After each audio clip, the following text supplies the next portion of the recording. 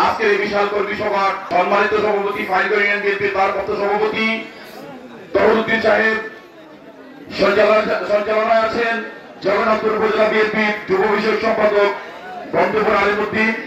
আজকের এই বিশাল কর্মী সভা প্রধান অতিথি হিসেবে উপস্থিত আছেন সুনামগঞ্জ জেলা বিএনপির অন্যতম সহসভাপতি জগন্নাথপুর উপজেলা বিএনপির সাবেক সাধারণ সম্পাদক, সুনামগঞ্জ জেলা আইনজীবী সমিতির সাবেক সভাপতি অ্যাডভোকেট মজিদ মর্দিন সোহেল। বিশেষ অতিথি হিসেবে উপস্থিত আছেন সুনামগঞ্জ জেলা বিএনপির অন্যতম যুগ্ম সাধারণ সম্পাদক জগন্নাথপুর উপজেলা বিএনপির সহসভাপতি অ্যাডভোকেট জিয়াউদ্দিন শাহীন।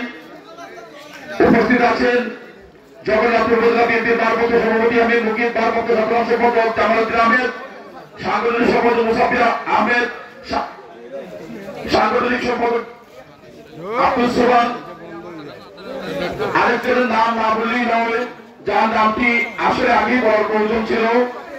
সেই 1990 সাল থেকে স্বৈরাচার বিরোধী আন্দোলন থেকে শুরু করে যিনি জগন্নাথপুর ছাত্র রাজনীতিতে আমাদেরকে বড় ভাই হিসেবে আগিয়ে রেখেছিলেন, শুধু যুক্তরাজ্য বিএনপির সংগ্রামী যুগ্ম সাধারণ সম্পাদক মিসবাহ জামান ফিরোজ ভাই সহ বিএনপি যুবদল, স্বেচ্ছাসেবক দল, ছাত্রদল, জগন্নাথপুর উপজেলা, জগন্নাথপুর পৌরসভা এবং ঐতিহ্যবাহী ফাইনাল ইউনিয়ন বিএনপির নেতৃবৃন্দ।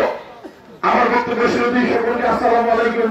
আমার প্রাণপ্রিয় সংগঠন বাংলাদেশ জাতীয় যুবদলের পক্ষ থেকে সংগ্রামী শুভেচ্ছা। আসলে বক্তব্য দেওয়ার ইচ্ছা থাকলেও সিনিয়রদের নির্দেশে এখানে সময় যেহেতু স্বল্প, বক্তব্য লম্বা করার কোনো সুযোগ নাই। আমি এক দুইটা কথা বলি, আমি আমার বক্তব্য শেষ করবো। আপনারা সবাই জানেন বিগত 5ই আগস্ট বাংলাদেশের জাতীয় দল বিএনপির নেতৃত্বে, ছাত্র এবং জনতার নেতৃত্বে এই বাংলার জমিন থেকে স্বৈরাচারী শেখ হাসিনাকে আমরা হটিয়ে আমরা আজকে নিঃশ্বাস ফেলতে পেরেছি। আজকে নিঃশ্বাস ফেলতে পেরেছি বলেই আজকে আপনাদের পাইগাঁওয়ে আমরা বিশাল কর্মী সভা করতে পেরেছি।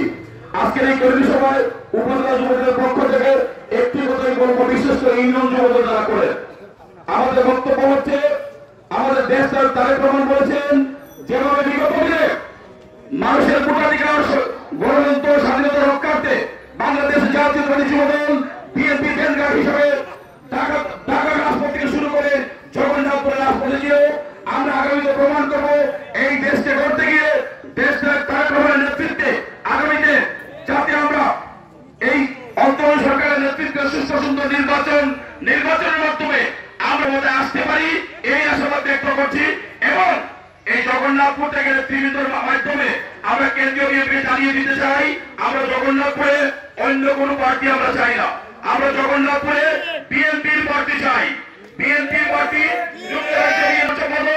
জগন্নাথপুরের মাটি মানুষের নেতা, জগন্নাথপুর ছাত্র দলের সাবেক সভাপতি, সাবেক আহ্বায়ক আমরা করেছিলাম আমাকে আগামী নির্বাচনে প্রার্থী হিসেবে দেখতে চাই। পরিশেষে এই ইউনিয়ন